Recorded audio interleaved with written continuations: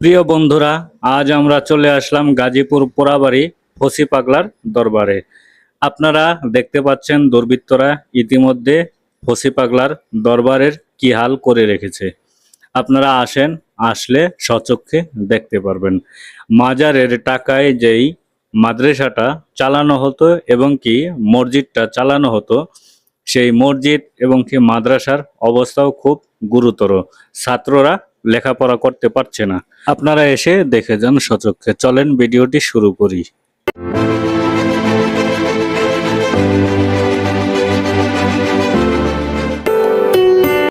সম্মানিত বন্ধুরা, আজকে চলে আসলাম গাজীপুর শালনা পোড়াবাড়ি ফসি পাগলার দরবার। এই ফসি পাগলার দরবারের ধ্বংসাবশেষ এখন পড়ে আছে। আজকে আমরা দেখার চেষ্টা করব কোথায় কি অবস্থা করে রেখেছে দুর্বৃত্তরা। আপনারা ইতিমধ্যে দেখতে পাচ্ছেন দান বাক্সটি বাহিরে রাখা হয়েছে এবং কি মাজারের যে সাইনবোর্ড ছিল খোদাই করা, সেই সাইনবোর্ডটা খুলে ফেলা হয়েছে, ধ্বংস করে ফেলা হয়েছে। তো মাজারের ছাদটা ভেঙে পড়ে আছে। আর এই দরবারটা হলো গাজীপুর ময়মনসিংহ রোডে শালনা পোড়াবাড়ি। যে কাউকে জিজ্ঞাসা করলেই হবে, আপনাকে নিয়ে আসবে। তো আমরা এখন দেখার চেষ্টা করব। এই যে দেখতে পাচ্ছেন সাইনবোর্ডটা কিভাবে খুলে ফেলা হয়েছে। প্রিয় বন্ধুরা, আপনারা যারা মাজারের মেইন গেটের সামনে দাঁড়িয়ে বাহিরের দৃশ্যটা দেখবেন, দেখতে পুরোপুরি এই রকম লাগবে। এই যে বাসটি যাচ্ছে ওটা ঢাকার দিকে যাচ্ছে, ওই যে পিকআপটা যাচ্ছে ওইটাও ঢাকার দিকে যাচ্ছে। এই যে আরেকটি মোটরসাইকেল গেল এবং কি পিকআপ আসছে, এটা ময়মনসিংহের দিকে যাচ্ছে। তো এটা ঢাকা ময়মনসিংহ রোড। তো পোড়াবাড়ি শালনা আপনারা আসলে দেখতে পারবেন। চলেন আমরা সামনের দিকে ধীরে ধীরে এগোতে থাকি এবং কি আপনাদেরকে দেখানোর চেষ্টা করি। এই যে একটি কক্ষ দেখতে পাচ্ছেন, এই কক্ষতে একসময় একটি বড় ডেক ছিল, যেই ডেকে মানুষের মানতকৃত টাকা রাখা হতো এবং কি রেখে যেত। তার পাশাপাশি এই কক্ষে আপনার বেশ কিছু জিনিসপত্র ছিল। এখন সেগুলো দুর্বৃত্তরা লুটপাট করে নিয়ে চলে গেছে। এই যে মাজারের দৃশ্যটা আপনারা দেখতে পাচ্ছেন, মাজারের কি অবস্থা করে রেখেছে ফসি পাগলার দরগা। তো প্রিয় বন্ধুরা, এই মাজারের দানকৃত মানতকৃত টাকা দিয়ে মাজারের গরিব দুঃখী অসহায় মানুষকে দুবেলা খাওয়ানো হতো এবং কি মাজারে থাকার জন্য যেই গানের ঘরটা করেছিল, সেই গানের ঘরটাও পর্যন্ত দুর্বৃত্তরা ভেঙে ফেলেছে। সেই ঘরের ভিতরে গরিব দুঃখী মানুষরা থাকতো। বিভিন্ন প্রান্ত থেকে সাধুগুরু বৈষ্ণব আসতো, এসে সেই ঘরে আশ্রয় নিত। এখন আশ্রয় নেওয়ার মতো কোনো জায়গা, কোনো সাধুগুরু বৈষ্ণব পাগলদের নেই। এই রকম পরিস্থিতিতে মানুষ মাজারে আসতে দ্বিধা বোধ করছে। প্রিয় বন্ধুরা, এই মাজারে এক সময় শত শত ভক্তবৃন্দ প্রতিনিয়তই আসতো। আজ আমরা এসেছি মঙ্গলবারের দিন, তো আজকে ভক্তবিন্দু কম, এই কারণে আপনারা ওই রকম ভক্তবিন্দু দেখতে পাচ্ছেন না। এই যে দেখেন মাজারের সামনে একটি পাতিল কি অবস্থা করে রেখেছে। মাজারের দৃশ্য দেখলে আমার খুবই খারাপ লাগে। ভিতরের এই অংশটুকু এখন বাকি আছে। এই যে ফসি পাগলা, একসময় ফসি পাগলা শালিক পাখির সাথেও কথা বলেছে। তাহলে আপনারা বুঝতে পাচ্ছেন ফসি পাগলা কি ধরনের পাগল ছিল, আল্লাহর পাগল ছিল।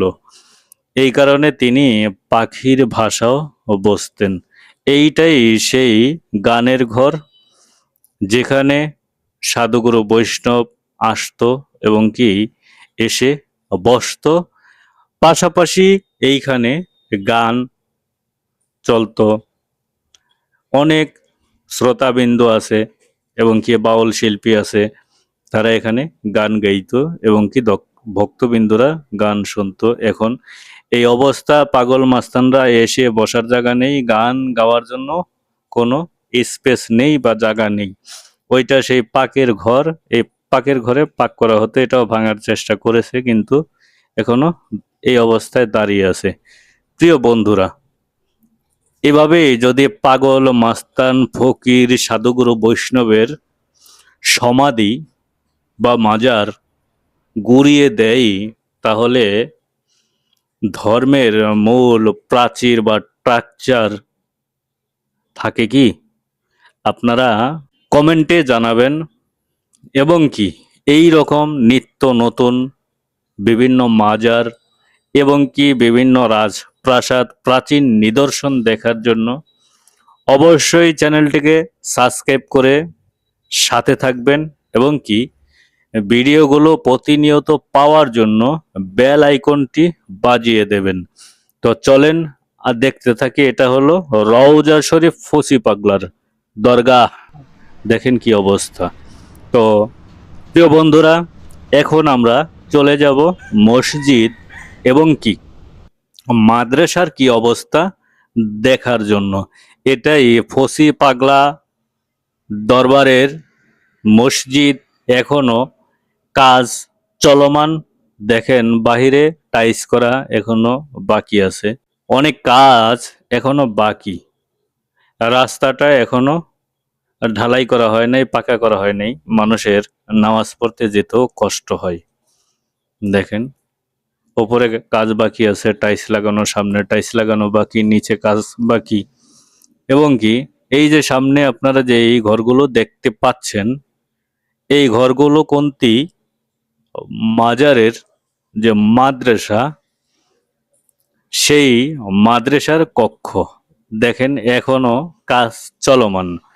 এই মাদ্রাসায় অনেক গরিব দুঃখী ছাত্রছাত্রীরা লেখাপড়া করত এবং কি এই মাদ্রাসা থেকে তারা মাওলানা হয়ে বের হতো এবং কি বাংলার বিভিন্ন প্রান্তে তারা ছড়িয়ে পড়তো ধর্মজ্ঞান প্রচারের জন্য।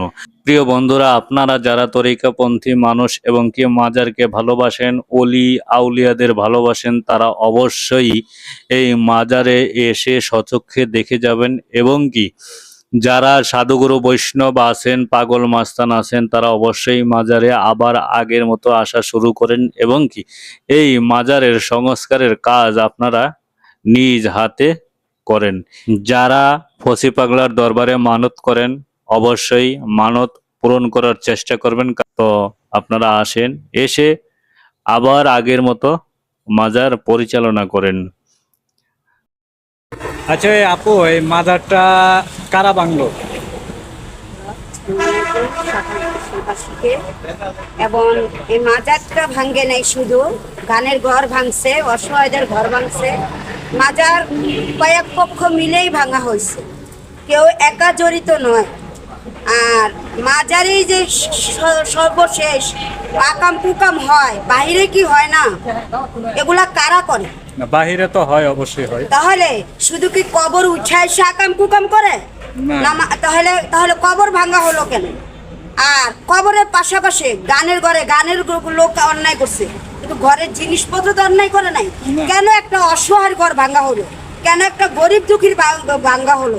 এটা আমার দেশি এলাকার কাছে, প্রধানমন্ত্রীর কাছে, দেশবাসীর কাছে, সরকারের কাছে এবং দেশ বিদেশ সকলের কাছে আমার আবেদন রইল যে শুধু মাজারেই আকাম কুকাম হয়, বাসা বাড়িতে রাস্তাঘাটে দোকানে এগুলো করে না। এগুলো গরিব অসহায়রা কি দোষ করছে?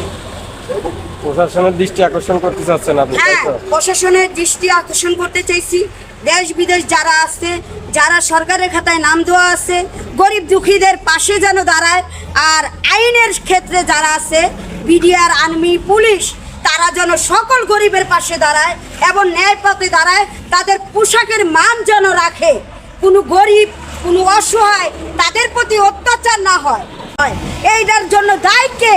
সেই দায়ী ব্যক্তিদের আমি ধরতে চাই এবং সঠিকভাবে দেশের লোক আইনগতভাবে এবং শাস্তি প্রদান করুক এবং দেশ সুস্থভাবে স্বাধীনভাবে গরিবরা যাতে সাধারণভাবে চলতে এক মুঠ ভাত খেতে পারি সেটা সঠিকভাবে।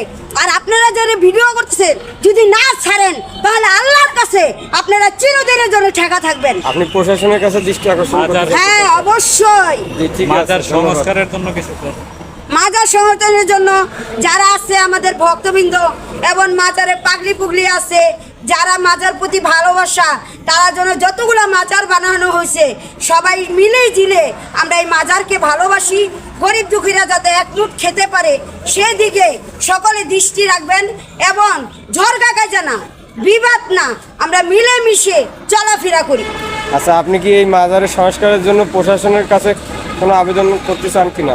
আমরা সকলেই আছি, প্রশাসন সবাই মিলে জিলে করুক, কিন্তু যে অন্যায় করবে সে আমার বাপ হোক তারে ছাড় দেওয়া হবে না, জি, জি। আর যে এটা পরিচালনা করবে তারে আরো ডাবল শাস্তি দেওয়া হবে। ঠিক আছে। সে যেমন না সে থাক। আমরা প্রশাসন কেন অসহায়দের ঘর ভাঙা হয়? কেন এইভাবে পরিচালনা হয়? কেন একটা জনম দুঃখী যারা অন্যায় করে তাদের প্রতিবাদ না করে যারা ভালো পথে চলে তাদের জুতার বাড়ি দেওয়া হয়? আর এই পরিচালনা কে? তাদের বিচার সরকার করুক। বাংলাদেশে অনেক মাজার ভাঙছে ইতিমধ্যে, ওইটার বিষয়ে কিছু বলেন যাতে সমাজ বাংলাদেশে সবাই সবার সাথে জড়িত, এলাকার লোক জড়িত না থাকলে এবং 5 জন মিলে করা হয়েছে, কেউ একা নয়। তাহলে সকল মাজারই ঠিক হোক, সবাই সব এলাকার লোক মিলে মিশে মাজার চালাক। যারা অসহায়, যারা বৃদ্ধ, যাদের ঘর বাড়ি নাই তারা যেন আইসা বিভিন্ন জায়গাতে খাবার আসলে এক মুঠ খাবার পায়, কিন্তু যারা চলতে পারে তারা গরিব দুঃখীরা না খাওয়ায় যেন নিজের পেট না ভরে। ঠিক আছে, ধন্যবাদ। আসসালামু আলাইকুম সবাই।